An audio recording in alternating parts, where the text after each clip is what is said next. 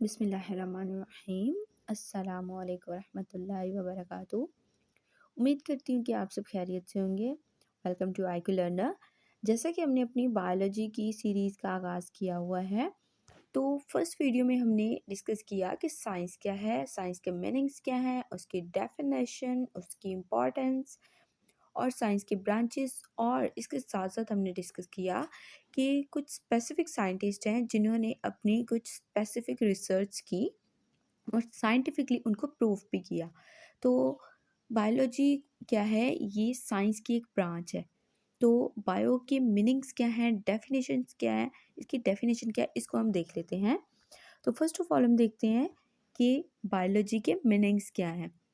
तो जो word biology है, तो दो वर्ड से मिलके बना है, दो ग्रीक वर्ड से मिलके बना है, जो कि एक है बायोस जिसका मतलब है life, and the second one is logos जिसका मतलब है स्टडी।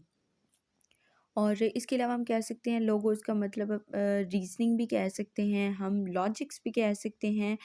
तो हम कहेंगे the study of life is called biology. The knowledge of life भी कह सकते हैं हम लोग। तो इसको क्या कहते हैं? बायोलॉजी कहते हैं। नेक्स्ट देखते हैं हम इसकी डेफिनेशन।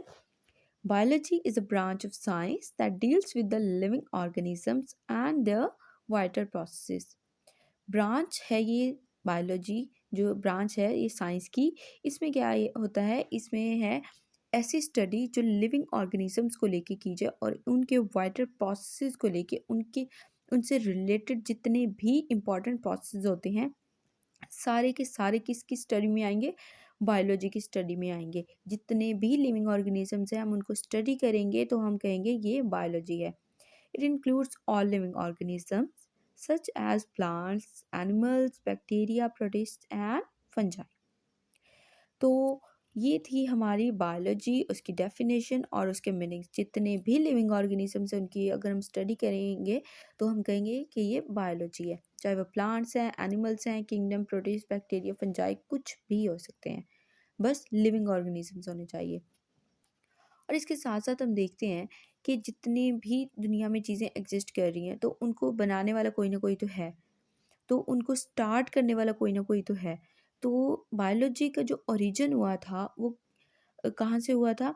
किन्होंने किया था? अरिस्टोटल ने। अरिस्टोटल को फादर ऑफ बायोलॉजी भी कहते हैं और वो ग्रीक फिलोसोफर थे।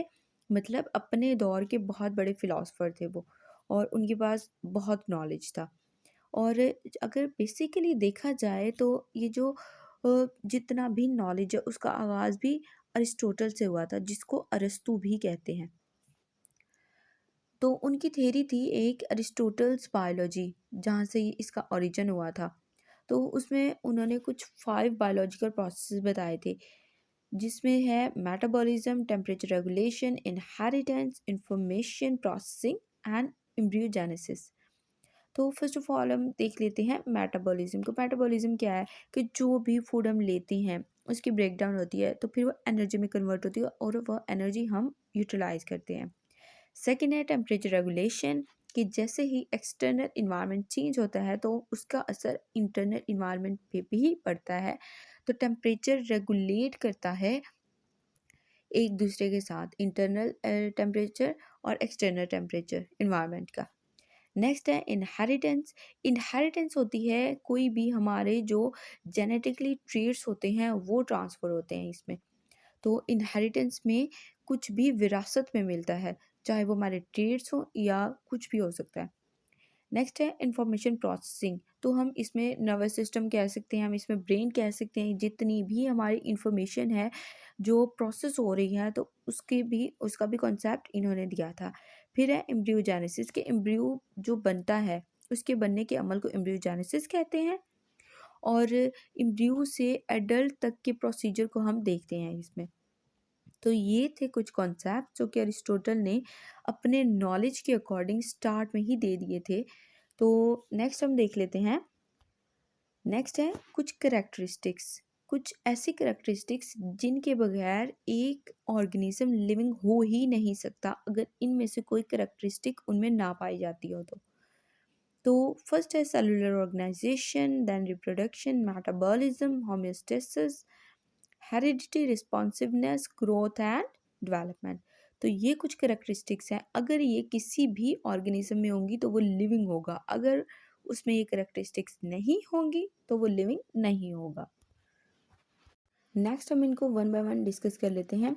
सेलुलर ऑर्गेनाइजेशन क्या होती है? Cellular mean cells and organisation mean organised, मतलब किसी भी तरतीब में होना। तो सेलुलर ऑर्गेनाइजेशन है, सेल्स जो हैं वो कैसे ऑर्गेनाइज्ड हैं, कैसे अरेंज हुए हुए हैं, तो उसको हम डिस्कस करेंगे सेलुलर ऑर्गेनाइजेशन में। तो जितने भी लिविंग ऑर्गेनिजम्स हैं वो एक या एक से ज़्यादा सेल से मिलके बने हैं। कुछ ऑर्गेनिजम्स, लिविंग ऑर्गेनिजम्स ऐसे हैं जो एक ही सेल से मिलके बने हैं, कुछ दो से, कुछ हंड्रेड्स मिलियन सेल से मिलके बने हैं, जैसे कि ह्यूमंस। तो ये कुछ करेक्टरिस्टिक्स हैं कि सेल्स जो हैं लिविंग ऑर्गेनिजम्स में हाईली ऑर्गेनाइज्ड होते हैं। नेक्स्ट है रिप्रोडक्शन। जितने भी लिविंग ऑर्गेनिजम्स हैं वो रिप्रोड्यूस करते हैं, तो हम कह सकते हैं अगर ये इनमें रिप्रोडक्शन हो रही है तो ये लिविंग ऑर्गेनिजम्स हैं। तो रिप्रोडक्शन के प्रोसेस में क्या होता है, ऑफस्प्रिंग प्रोड्यूस होते हैं। नेक्स्ट है मेटाबॉलिज्म। जितने भी लिविंग ऑर्गेनिजम्स में हैं उनमें मेटाबॉलिज्म का प्रोसेस ज़रूर होता है। जितनी भी खुराक हम लेते हैं, चाहे वो लिक्विड की फॉर्म में है या सॉलिड की फॉर्म में है, तो उसकी ब्रेक डाउन होती है, उसकी डाइजेशन होती है, एब्जॉर्प्शन होती है, और सारा ये डाइजेशन का प्रोसेस होता है, उसकी ब्रेक डाउन होती है। देन जो भी खुराक हम लेते हैं वो एटीपी की फॉर्म में कन्वर्ट होती है, और वो एटीपी हम अपनी एनर्जी के लिए यूज़ करते हैं। तो एनर्जी जो है कहाँ से लेते हैं, एटीपी से। एटीपी को पावर हाउस ऑफ एनर्जी भी कहते हैं। नेक्स्ट है होम्योस्टेसिस। होम्योस्टेसिस होता है कि इंटरनल इन्वायरमेंट और एक्सटर्नल इन्वायरमेंट हमारा सेम होना चाहिए, चाहे वो टेम्परेचर है, प्रेशर है या थर्मोरेगुलेशन है, ये सारे प्रोसेस आ सकते हैं इसमें। और इसके अलावा है कि हमारा जो वाटर बैलेंस है, सॉल्ट बैलेंस है, ये सारा कुछ आता है होम्योस्टेसिस में। मतलब जितने भी न्यूट्रिएंट्स हैं, जितने भी हमारे इन्वायरमेंटल फैक्टर्स हैं, ये जब इफ़ेक्ट करते हैं इंटरनल इन्वायरमेंट में, तो फिर क्या होता है, होम्योस्टेसिस नहीं होती। अगर ये मेंटेन रहते हैं तो इसका मतलब है होम्योस्टेसिस हो रही है, बैलेंस मेंटेन है। अगर ये चीज़ें मेंटेन नहीं होंगी, दोनों चीज़ें इक्वल नहीं होंगी, एक्सटर्नल और इंटरनल की, तो होम्योस्टेसिस नहीं होगी उसमें, तो वहाँ पे डिसबैलेंस होंगी चीज़ें। नेक्स्ट है हेरिडिटी। हेरिडिटी होती है कोई भी ट्रेट्स पास आउट होना हमारे पेरेंट्स से ऑफस्प्रिंग में, ठीक है। तो जितने भी ट्रेड्स, जितनी भी चीज़ें हमें विरासत में मिलते हैं तो वो इनहेरिटेंस होती है, हमारी हेरिडिटी होती है। नेक्स्ट है रिस्पॉन्सिवनेस। जितने भी लिविंग ऑर्गेनिजम्स है वो रिस्पॉन्सिव होते हैं, वो रिस्पॉन्स करते हैं, जैसे ही उनको कोई स्टिमुलस मिलता है तो वो रिस्पॉन्स करते हैं। नेक्स्ट इसकी लास्ट करेक्टरिस्टिक है ग्रोथ एंड डेवलपमेंट। तो ग्रोथ एंड, जितने भी लिविंग ऑर्गेनिजम्स हैं वो ग्रो भी करते हैं और डेवलप भी होते हैं। उनकी ग्रोथ होती है टाइम टू टाइम, उनका साइज़, उनका जो स्ट्रक्चर है, उनकी शेप वो चेंज होती रहती है, तो उसमें डेवलपमेंट हो रही होती है, उसमें ग्रोथ हो रही होती है। अच्छा, नेक्स्ट है, ये तो डिस्कस किया हमने कि ये करेक्टरिस्टिक्स होंगी तो वो लिविंग ऑर्गेनिज्म होगा, अगर ये करेक्टरिस्टिक्स नहीं होगी तो वो लिविंग ऑर्गेनिज्म नहीं होगा। इसके अलावा कुछ मिसकंसेप्शंस भी होती हैं। कहते हैं कि अगर ये करेक्टरिस्टिक्स होंगी तो लिविंग ऑर्गेनिजम्स होंगे, अदरवाइज नहीं होंगे। वो कौन कौन सी हैं? फर्स्ट देख लेते हैं मूवमेंट। कहते हैं कि लिविंग ऑर्गेनिजम्स वो होते हैं जिनमें मूवमेंट होती है। ठीक है, मूवमेंट तो होती है, लेकिन हर मूवमेंट करने वाली चीज़, हर मूव करने वाली चीज़ लिविंग ऑर्गेनिज्म तो नहीं हो सकती। जैसे देखें, प्लांट जो हैं वो अलाइव हैं लेकिन वो मूव तो नहीं कर रहे ना, तो हम ये नहीं कह सकते कि मूव करेगी तो ही लिविंग ऑर्गेनिज्म होगी। तो ये थी मूवमेंट की। और नेक्स्ट है कॉम्प्लेक्सिटी। और एक और चीज़ कही जाती है कि अगर कॉम्प्लेक्सिटी होगी, कॉम्प्लेक्स सिस्टम होगा, तभी वो लिविंग ऑर्गेनिज्म होगा। लेकिन ऐसे कैसे हो सकते हैं, क्योंकि कंप्यूटर जो है, अगर हम कंप्यूटर की एग्जांपल लें, तो कंप्यूटर जो है वो, ठीक है, अलाइव होता है, एक कॉम्प्लेक्स स्ट्रक्चर है, एक कॉम्प्लेक्स सिस्टम है, लेकिन वो लिविंग ऑर्गेनिज्म तो नहीं है ना। Next, same as it is अगर हम देखें डेथ, एक कार ब्रेक डाउन तो हो सकती है, मतलब वो ख़त्म हो गई है, लेकिन हम ये तो नहीं कह सकते कि वो मर गई है। तो डेथ भी ऐसे नहीं है कि लिविंग ऑर्गेनिजम्स हो तो उनकी ही डेथ होती है। जैसे कहते हैं ना हम, कोई भी चीज़ ये डेड हो गई है, ये ख़त्म हो गई है, ठीक है? तो वो सिर्फ़ लिविंग ऑर्गेनिज़म्स के लिए यूज़ नहीं कर सकते हम लोग।